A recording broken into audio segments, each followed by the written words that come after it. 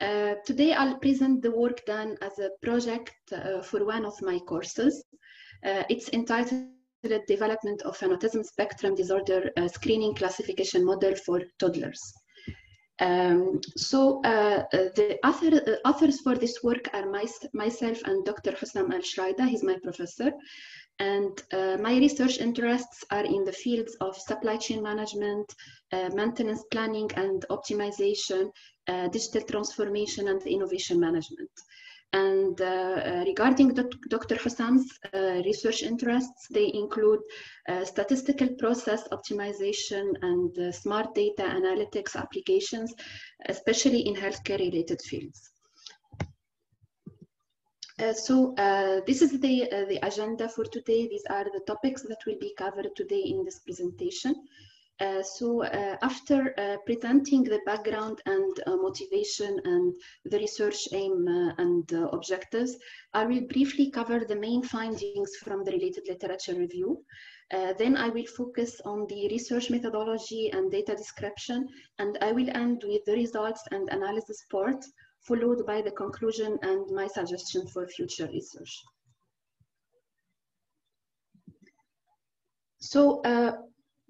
Many people, they don't know what is autism exactly, or they confound it with other developmental delays. That's why I chose today to briefly define what autism is before starting my presentation of the paper. Autism spectrum disorder is a neurodevelopmental condition that impacts the way a person perceives others and the way a person socializes with them. It affects three main developmental areas, which are communication, social interaction, and repetitive behavioral patterns.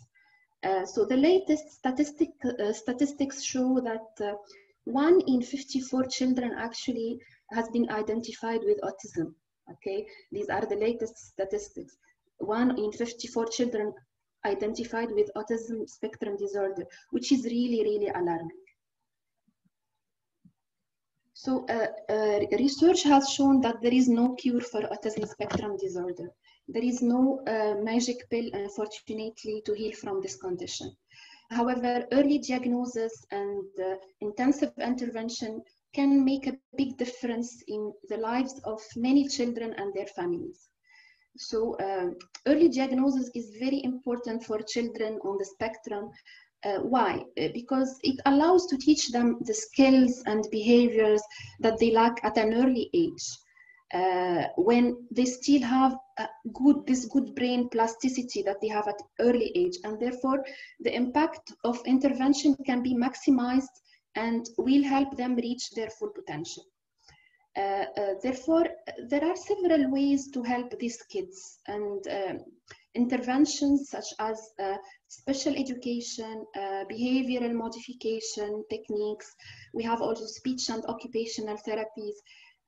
These kind of therapies actually help a lot to bridge the gap that these kids on the spectrum have compared to their peers. And these interventions, they can also help speed up their development.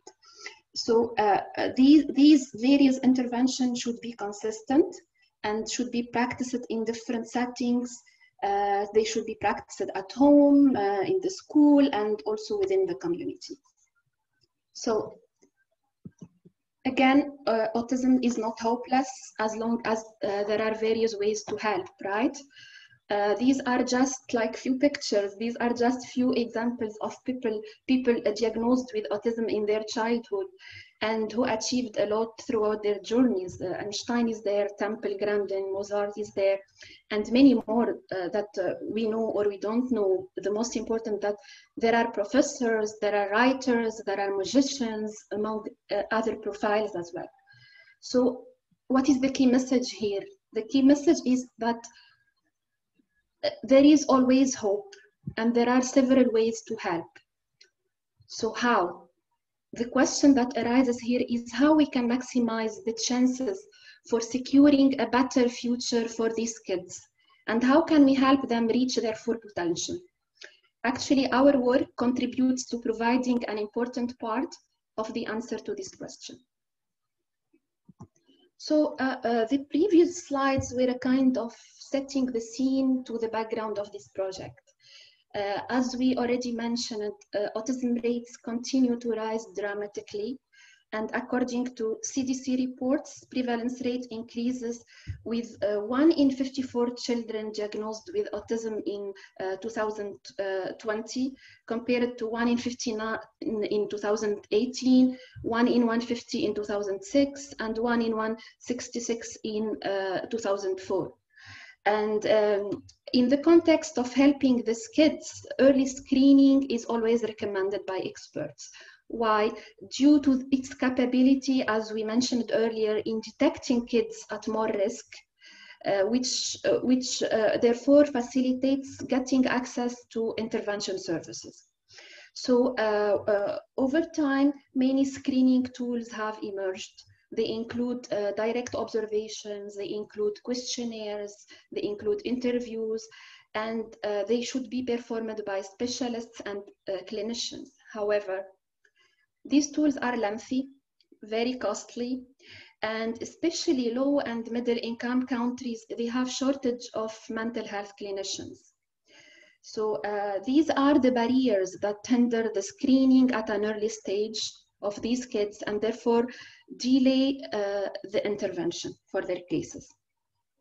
However, here, one promising direction for improving the efficiency and for improving the accuracy of autism spectrum disorder detection is through the use of machine learning techniques. How to build classifiers, which is the aim actually of this research. So this project aims to contribute to the early screening of toddlers to help identify the kids who have ASD symptoms and features and who should pursue formal clinical diagnosis. This will be done through the development of a classification model that, based on some defined attributes, will identify the kids who have autism spectrum disorder symptoms and who need to undergo further advanced assessment with professionals. So having access to an accurate, automated, cost-effective, and fast instrument for ASD screening will be greatly beneficial for detecting autism trait in these kids and securing a much better future for them and for their families.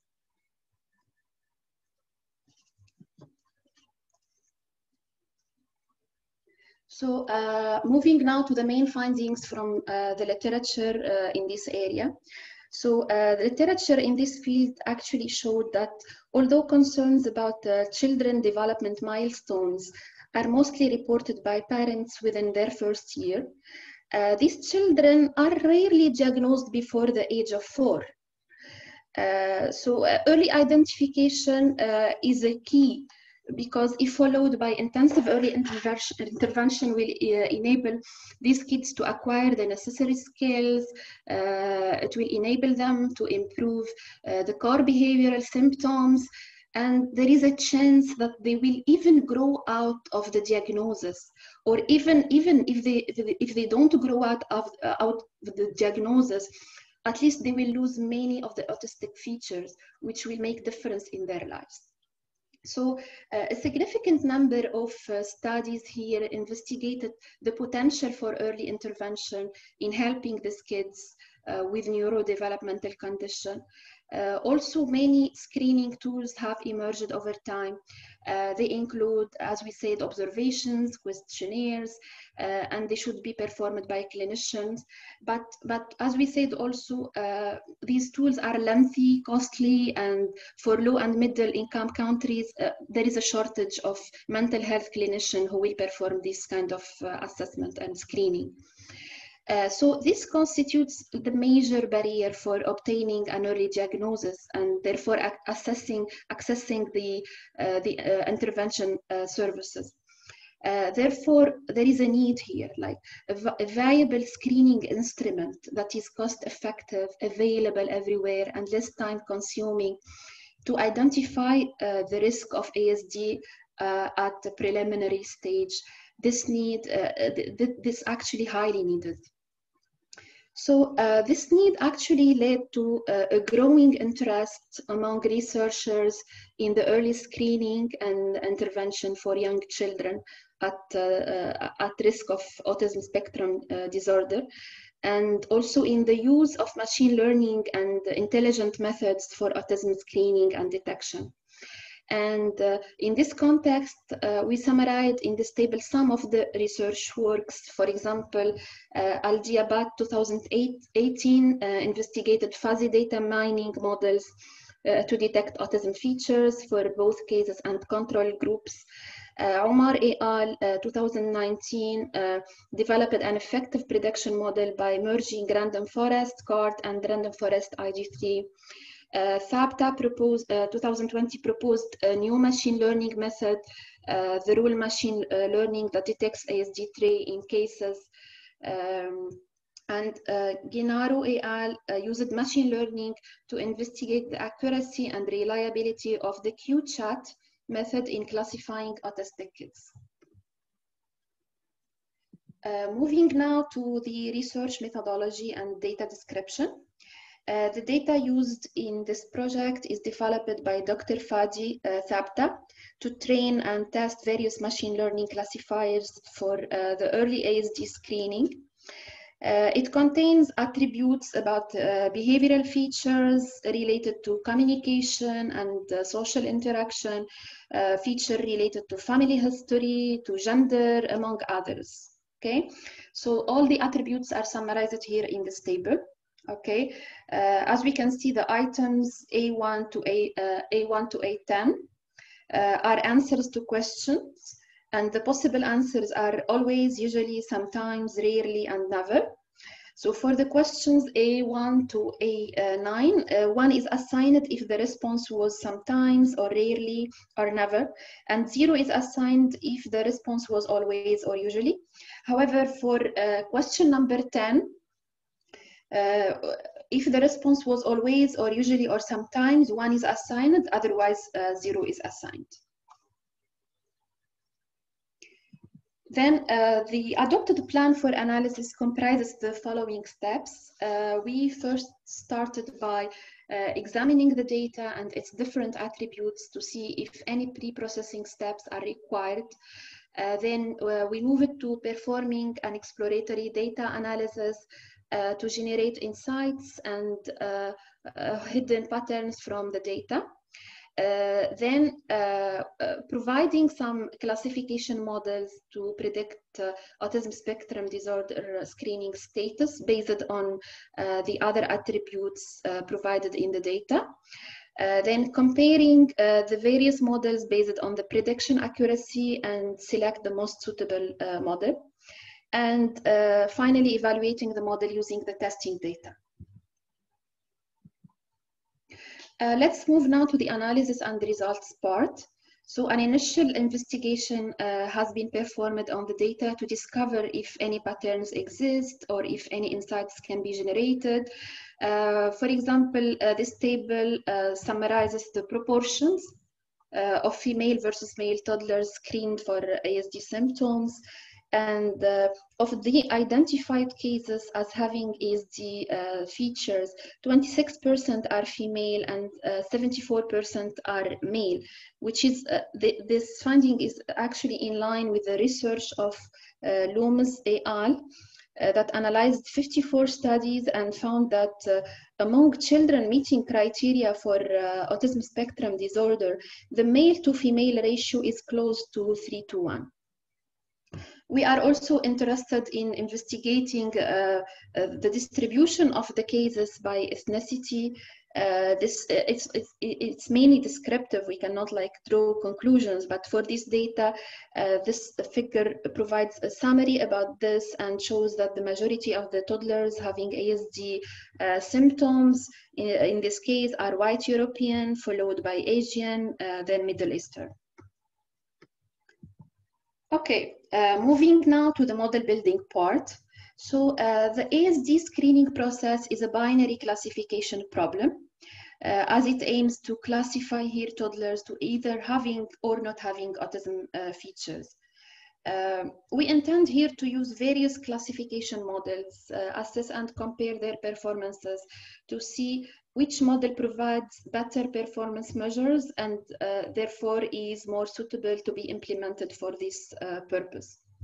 So here, the outcome variable is the ESD trait. It's yes or no, it's binary, which indicates if the child is classified as having autism symptoms or not.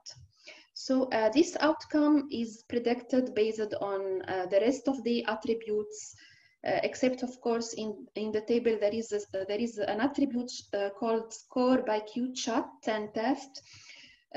Based on this attribute, data has been labeled before. So this variable is considered like an outcome variable and should not be included as predictor because this leads to model overfitting, as we know. The classification models were built by performing a 5-fold cross-validation and using 70% of the data set for training and the remaining 30% to test the accuracy of the various classifiers. So we first started with the category of decision trees, and here CART and C45 decision trees have been used. These are, as you can see here, the confusion matrices for both models. And based on the validation data set, CART3 gave an accuracy of 88% and C45 an accuracy of 92%. Given its better accuracy based on the validation data set, the C45 decision tree is retained as a candidate for this category and therefore has been applied to the test data set, and this summarizes its performance on testing data. So it provides an accuracy of 98%. In a second step, we moved to the ensemble methods and we fitted Baggett, CART, and random forest models. As you can see from the confusion matrices for both models, based on the validation data set, Baggett, CART gave an accuracy of 94% and random forest an accuracy of 95%. So for this category, then random forest is the candidate, and therefore it has been applied to the data, to the test data. And this figure on the right summarizes its performance on different measures for that on testing data. In particular, it gave an accuracy of 96%. Finally, we also fitted a neural network model with 2 hidden layers here. The first hidden layer consists of 5 hidden nodes, and the second hidden layer includes 3 hidden nodes only. These measures summarize the neural network model performance on the testing data, and it provided an excellent accuracy of 99%. After fitting these models and assessing their corresponding performances, the 3 candidate models are the C45 tree, the random forest, and the artificial neural network. And this table, as you can see, summarizes the performances of the 3 models in terms of accuracy, sensitivity, and specificity. So we can see that the 3 candidate models have actually an extremely good performance and are expected to have an excellent predictive power in detecting autistic features in toddlers. However, it's the neural network in our case that is outperforming the other 2 models. So finally, to conclude, as we said, there is an urgent need to think about developing and implementing a fast, accessible, and cost-effective autism screening tools. The results and findings of this work showed the predictive power of the machine learning techniques in detecting autistic features. And after training multiple classifiers, 3 models have been shortlisted as candidates for providing extremely good accuracy, sensitivity, and specificity. And the neural network model outperformed the other 2 models, and therefore it's proposed for implementation. Furthermore, it would be also great if the proposed model could be complemented by developing a mobile application that will add to the convenience and accessibility of the screening method. And also, one of the limitations of this study is that we used all the attributes in the data for training the model. We only removed the attribute that we thought it's an outcome variable by itself, because the data was labeled based on that output. So we used all the attributes in the data for training the model without performing feature selection. And therefore, one of the suggestions is that this research can be improved further and extended by performing feature selection and finding which features are most significant for autism screening prior to building the models. And we can do this through dimensionality reduction. So thank you so much for your attention.